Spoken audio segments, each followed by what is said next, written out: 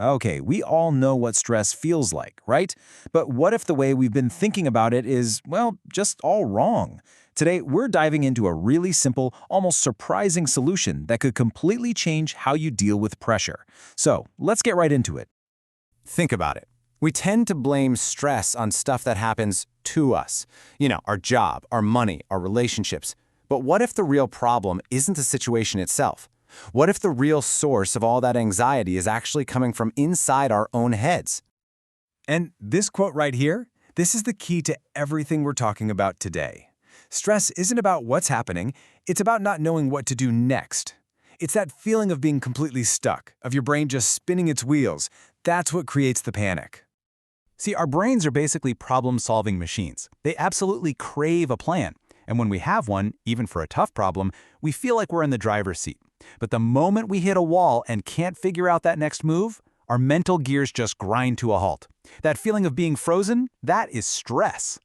This comparison makes it so obvious. On one hand, your son is ill. Now that's a serious problem for sure, but your brain instantly knows the next step. Take him to the doctor. The path is clear, so the stress is manageable. But a choice like choose me or your mother? Oof, there is no clear, easy answer there. Your brain just freezes up, and that indecision is what sends your stress levels through the roof.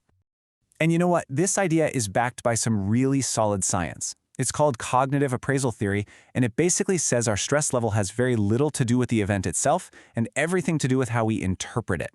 The one big question our brain is always asking is, can I handle this? If the answer is yes, stress is low. If it's no, stress skyrockets. It really all comes down to whether we feel like we're in control.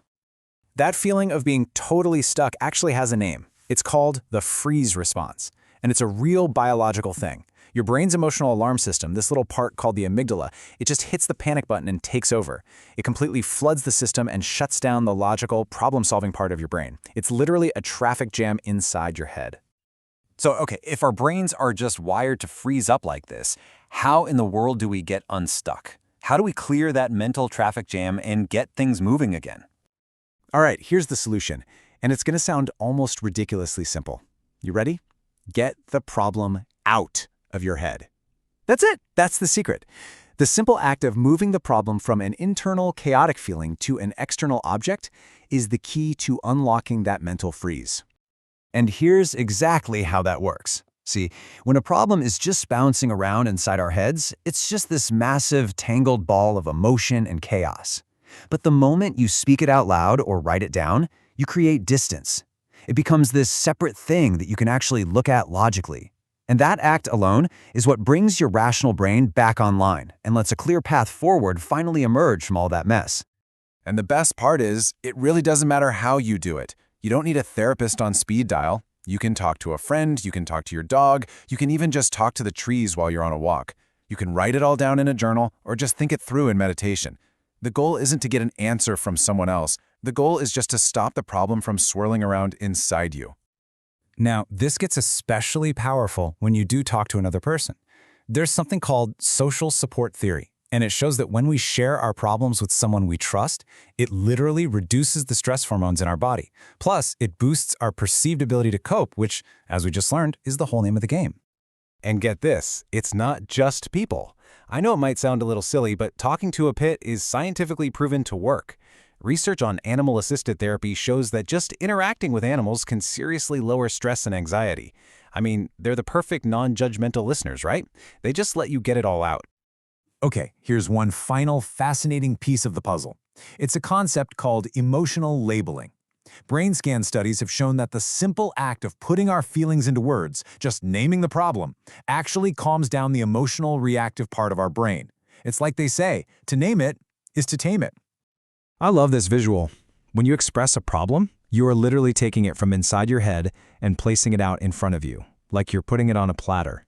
It's no longer this tangled up part of who you are, it's a separate thing you can actually observe. And once that problem is sitting there on the platter, everything changes. It's no longer this huge, overwhelming feeling. It's just information.